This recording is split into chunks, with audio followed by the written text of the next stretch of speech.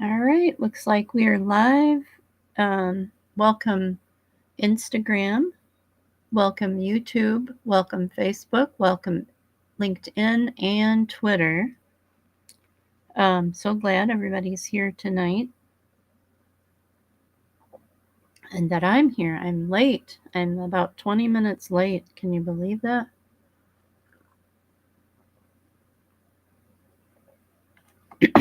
Yeah, it's pretty bad. Just had a real busy day. Just wanted to come on tonight and talk a little bit about what's going on. First of all, before we get into our winter reading, um,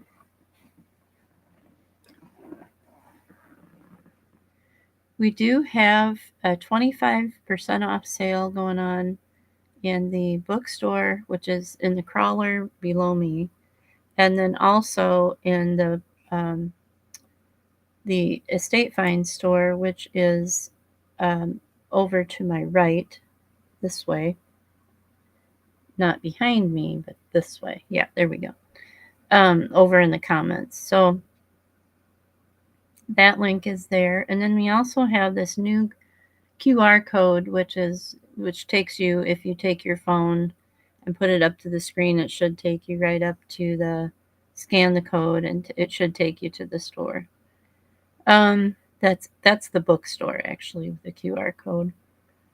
So that's what's going on right now. We've got 25% off in each store. And then we are also, our newest adventure is that we're on whatnot.com. And Whatnot is an online live auctioning service. It's a website that you can go to and register to buy. Super easy to do that. And there's a lot of great deals on there, and people are there to, turn over their inventory and, to make everybody happy pretty much. So that's what that is. We're doing that now too with our public library.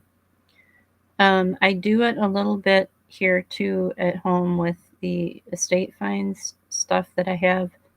And that is on Tuesday afternoon.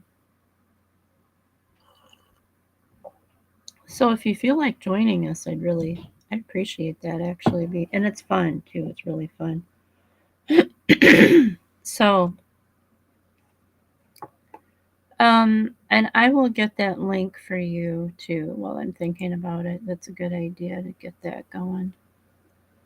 Let me get that link up here before we get too far into it.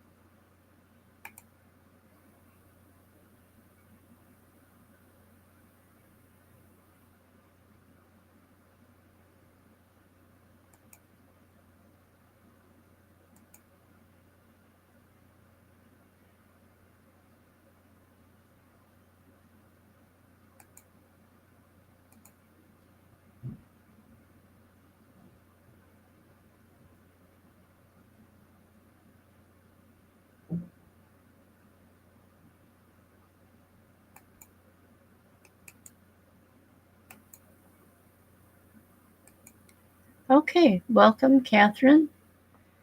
Great to have you tonight. Okay, so here is the Whatnot link. And you can bookmark our streams.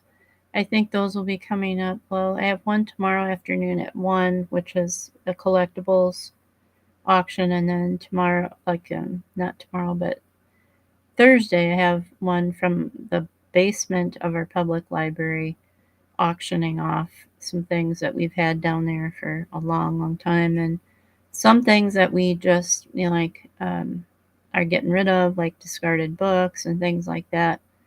which are always kind of a constant thing. You know, it's always turnover at the library. So because they get new books and get rid of the ones that people aren't reading. So that is coming up um, on Tuesday and Thursday. And so I just wanted to talk a little bit about that before I dive right into the Agatha Christie. Um, so I wanted to edit that date too really quick here. Because it's already the 20th, guys.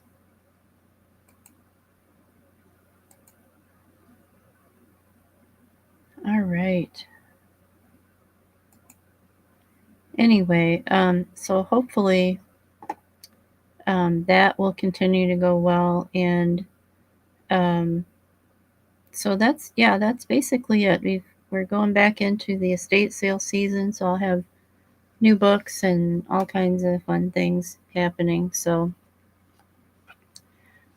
tonight we are in chapter 4, and if you don't know, we are reading Agatha Christie's Sleeping Murder.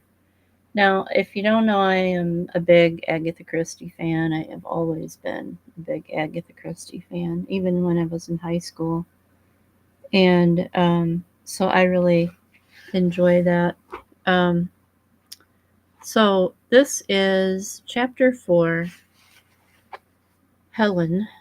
And this book is about a lady that um, is, like somewhat of a newlywed, and her husband works abroad, and she's moving back to England, and they get a house, and she's fixing it up before he joins her back at the house, and she finds out some odd things about the house. For a moment, Gwenda stared at Miss Marple. Now, Miss Marple is a lady that's helping her since she had kind of a scare, and she's just kind of helping her, being with her and sort of helping her out of it. Um, so she stared at Miss Marple. Then she pushed back the hair from her forehead. "Why did I say that?" she said. "Why did I say Helen? I don't know any Helen." She dropped her hands with a gesture of despair. "You see," she said, "I'm mad. I imagine things. I go about seeing things that aren't there. First it was only wallpapers. Now it's it's dead bodies. So I'm getting worse. No, now don't rush into to conclusions, my dear. Or else it's the house. The house is haunted or bewitched or something. I see things that have happened there. Or else I see things that are going to happen there, and that would be worse. Perhaps a woman called Helen is going to be murdered there. Only I don't see it if it's the house that's haunted. Why should I see these awful things when I am away from it? So I think really that it must be me that's going queer, and I'd better go and see a psychiatrist at once. Well, of course, Gwenda dear, you can always do that when you've exhausted every other line of approach, but I always think myself it's better to examine the smallest and most commonplace explanations first. Let me get the facts quite clear. There are 3 definite incidences that upset you. A path in the garden that had been planted over but that you felt was there, a door that had been bricked up, and a wallpaper which you imagined correctly and in detail without having seen it. Am I right? Yes. Well, the easiest, most natural explanation would be that you had seen them before. In another life, you mean? Well, no, dear, I meant this life. Explanation would be that you had seen them before. In another life, you mean? No. But I've never been in England until a month ago, Miss Marple. You are quite sure of that, my dear? Of course I am sure. I've lived near Christchurch in New Zealand all my life. Were you born there? No, I was born in India. My father was a British Army officer. My mother died a year or two after I was born, and he sent me back to her people in New Zealand to bring up. Then he himself died a few years later. You don't remember coming from India to England or to New Zealand? Not really. I do remember frightfully vaguely being on a boat, a round windowed thing, a porthole, I suppose, and a man in a white uniform with a red face and blue eyes and a mark on his chin, a scar, I suppose. He used to toss me up in the air, and I remember being half frightened and half loving it, but it's all very fragmentary. Do you remember a nurse or an ayah? Not an ayah, Nanny. I remember Nanny because she stayed for some time until I was 5 years old. She cut ducks out of paper. Yes, she was on the boat. She scolded me when I cried because the captain kissed me and I didn't like his beard. Now that's very interesting, dear, because you see, you are mixing up two different voyages. In one, the captain had a beard, and in the other, he had a red face and a scar on his chin. Yes, Gwenda considered, I suppose I must be. It seems possible to me, said Miss Marple, that when your mother died, your father brought you to England with him first, and that you actually lived at this house. Hillside. You've told me, you know, that the house felt like home to you as soon as you got inside it, and that room you chose to sleep in, it was probably your nursery. It was a nursery. There were bars on the windows. You see, it had this pretty gay paper of cornflowers and poppies. Children remember their nursery walls very well. I've always remembered the mauve irises on my nursery walls, and yet I believe it was repapered when I was only 3. And that's why I thought at once of the toys, the dollhouse and the toy cupboards. Yes, and the bathroom, the bath with the mahogany surround. You told me that you thought of sailing ducks in it as soon as you saw it. Gwenda said thoughtfully, it's true that I seemed to know right away just where everything was, the kitchen and the linen cupboard, and that I kept thinking there was a door through from the drawing room to the dining room. But surely it's quite impossible that I should come to England and actually buy the identical house I'd lived in long ago. It's not impossible, my dear. It's just a very remarkable coincidence, and remarkable coincidences do happen. Your husband wanted a house on the south coast. You were looking for one, and you passed a house that stirred memories and attracted you. It was the right size and a reasonable price, so you bought it. No, it's not too wildly improbable. Had the house been merely that, what it's called, perhaps rightly, a haunted house, you would have reacted quite differently, I think. But you had no feeling of violence or repulsion, except that, so you have told me, at one very definite moment, and that was when you were starting to come down the staircase and looking down into the hall. Some of the scared expression came back into Gwenda's eyes. She said, "You mean that Helen, that's true too?" Miss Marple said very gently. "Well, I think so, my dear. I think we must face the position that if the other things are memories, that is a memory too." That I really saw someone killed, strangled, or lying there dead? I don't suppose you knew consciously she was strangled. That was suggested by the play last night and fits in with your adult recognition of what a blue convulsed face must mean. I think a very young child creeping downstairs would realize violence and death and evil and associate them. with a certain series of words. For I think there's no doubt that the murderer actually said these words, it would be a very severe shock to a child. Children are odd little creatures. If they are badly frightened, especially by something they don't understand, they don't talk about it, they bottle it up. Seemingly, perhaps they forget it, but the memory is still there, deep down. Gwenda drew a deep breath. And you think that's what happened to me. But why don't I remember it all now?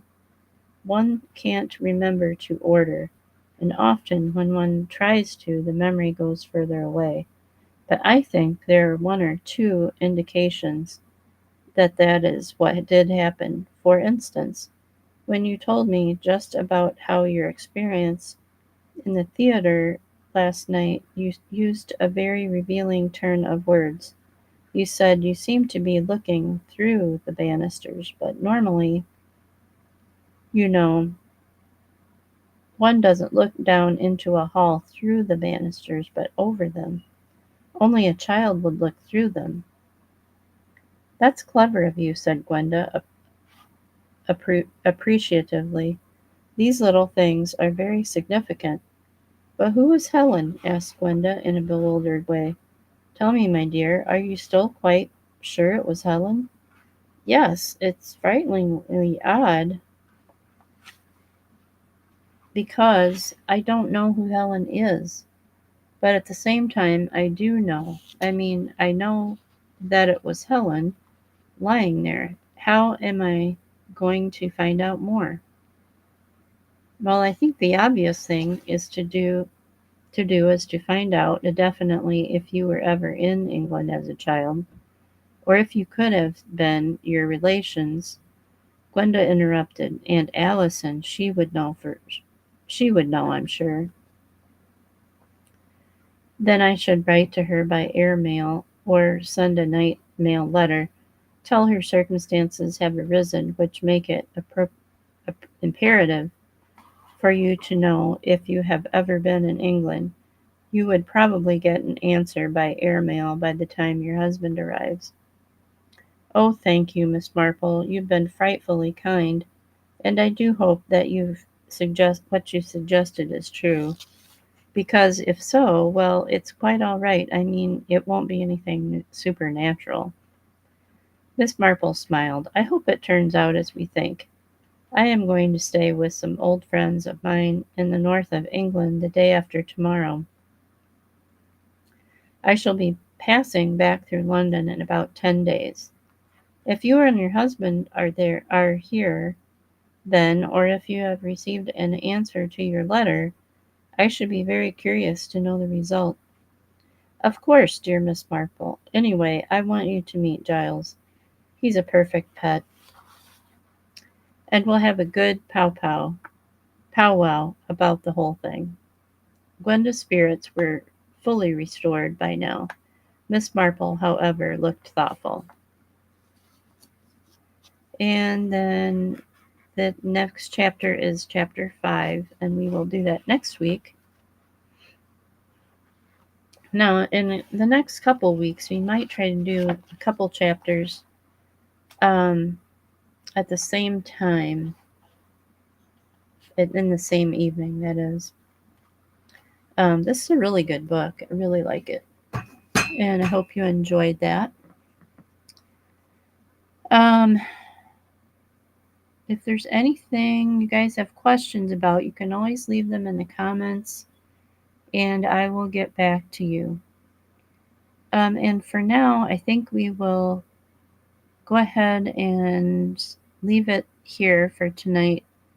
And if you're so inclined, you can join me tomorrow on Whatnot at 1 o'clock. We are Rarity Estate Finds on Whatnot because my name was way too long for the space was that they gave us. So, okay. Well, you guys have a great week. I will see you next Monday, 7:30 Central Standard Time. Okay. See you then. Bye-bye.